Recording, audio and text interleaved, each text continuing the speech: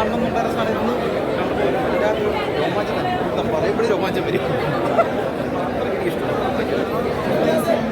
മമ്മൂക്കയുടെ ആവേശം തന്നെയാണ്. എല്ലാവർക്കും ഭയങ്കര രോമാഞ്ചം കൊള്ളുന്ന ആവേശം തന്നെയാണ്. എത്ര ഇഷ്ടപ്പെട്ടു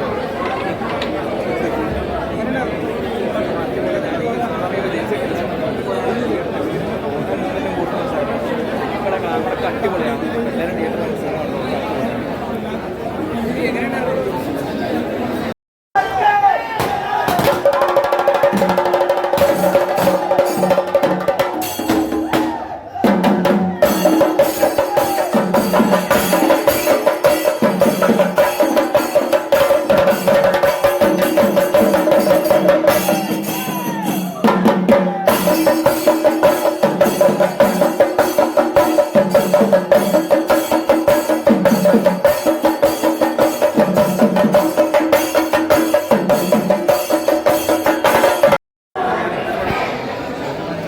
സിനിമ എല്ലാവരും ഒന്ന് എക്സ്പീരിയൻസ് ആണ്. ഫോൺ ചെയ്ത് ഇത് ഇറങ്ങിയ സമയത്ത് ഞാൻ ജനിച്ചിട്ടില്ല.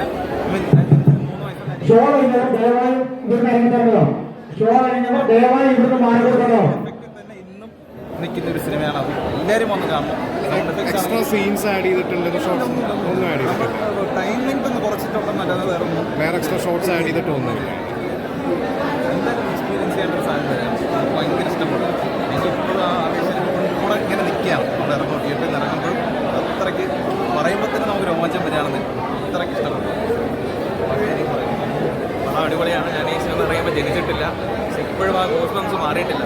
ഓരോ ഇടിക്കും നമുക്ക് ആ ഒരു ഗോസ്ബംസ് ഫീലാണ്. മമ്മൂക്കയുടെ ഗ്ലാമറൊക്കെ ആ ഒരു ടൈമിൽ അടിപൊളിയാണ്. അപ്പോൾ എല്ലാവരും തിയേറ്ററിൽ വന്ന് കാണാൻ സിനിമ അടിപൊളിയാണ്. ഇതുപോലത്തെ സിനിമ വീണ്ടും ചെയ്യാൻ അച്ഛനോട് പറയുന്നു. പിന്നെ എന്തായാലും പറയട്ടെ.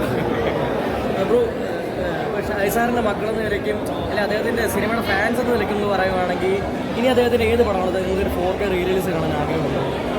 അങ്ങനെയല്ല, എനിക്ക് എല്ലാ പടവും ഇഷ്ടമല്ല. എനിക്ക് കിങ് കണ്ടാൽ കിങ് എന്ന് പറഞ്ഞ എന്തുകൊണ്ടാണ്? എനിക്ക് അതിനകത്ത് പവർ ഡയലോഗ്സും അതുപോലെ ലുക്കും ആ സ്റ്റൈലും ഭയങ്കര ഇഷ്ടമാണ്.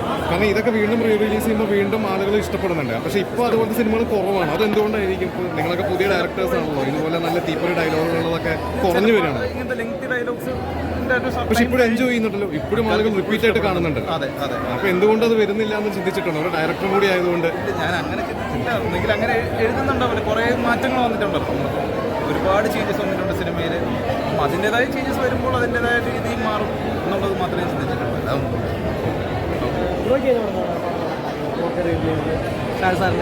അതേപോലെ സെയിം ഇങ്ങനെ കാണണമെന്നുണ്ട്.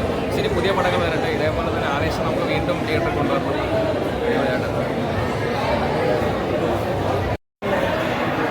ഇതൊക്കെ ഞാൻ പറഞ്ഞിട്ടൊന്ന് പോയതാണ്. നമുക്കൊക്കെ ഞാൻ ലോകത്തിൽ എല്ലാവർക്കും അറിയാവുന്ന ഞാനായതുകൊണ്ട് ആ സിനിമ അന്ന് അത്ര ഇഷ്ടപ്പെട്ട സിനിമയാണ്. ഇപ്പം വന്ന് കാണുന്നുണ്ട്. ഫസ്റ്റ് ഷോയ്ക്ക് തന്നെ കാണണമെന്ന് നിർബന്ധം ഉണ്ടായിരുന്നു. അന്ന് നടന്നില്ല, ഇന്ന് നടന്നു. സെയിം ഫ്രഷ്നസ് ഒരു സെക്കൻഡിലാകില്ല. പൊളിച്ചടിക്കുന്നത് നല്ല രസമുണ്ട്. എല്ലാം കണ്ടില്ലേ? ആ നന്നായിട്ട് നല്ല രസമുണ്ടൊക്കെ അടിപൊളിയാണ്. ശരിയൊക്കെ നന്നായിട്ട്. ഈ സിനിമയെ പറ്റി ചോദിക്കേണ്ട സിനിമ ടെക്നീഷ്യനാണ് ഞാൻ പറഞ്ഞത്. ഏറ്റവും കൂടുതൽ നമ്മൾ പിന്നെ എന്താ പറയുക, നമ്മൾ മിസ് ചെയ്ത ഒരുപാട് ആർട്ടിസ്റ്റുകളെ മണിച്ചേട്ടനെ കണ്ടപ്പോൾ ചേച്ചി ആർട്ടിസ്റ്റുകളെ കണ്ടപ്പോൾ വീണ്ടും ഒരു സന്തോഷം തോന്നി. അങ്ങനെയൊന്നുമില്ല. എങ്കിലും നമ്മളിങ്ങനെ ഓരോ ഐറ്റത്തിൽ ഇങ്ങനെ നിന്ന് പോകും. അതാണ് ഞാൻ പറഞ്ഞത്. രാജമണി സാറിൻ്റെ കാര്യം പ്രത്യേകിച്ച് എടുത്ത് പറയേണ്ടത്. ഇതിൻ്റെ ആറാറുണ്ട് വേറെ ലെവലാണ്. 2020 ചെയ്ത ഓർമ്മയില്ല. എല്ലാത്തിൻ്റെയും പഞ്ചിങ് മ്യൂസിക്കാണ്. ഞാൻ പണ്ടത് മിമിക്രിയിൽ ഞാൻ അനുകരിച്ചിട്ടുണ്ട് ഈ മ്യൂസിക്. ഈ സെയിം സാധനം. ഓക്കെ അപ്പം നമുക്ക് വീണ്ടും മാസ് ഡയലോഗുകളായിട്ടല്ലേ? നമുക്ക് വീണ്ടും മാസ് ഡയലോഗുകളായിട്ട് വീണ്ടും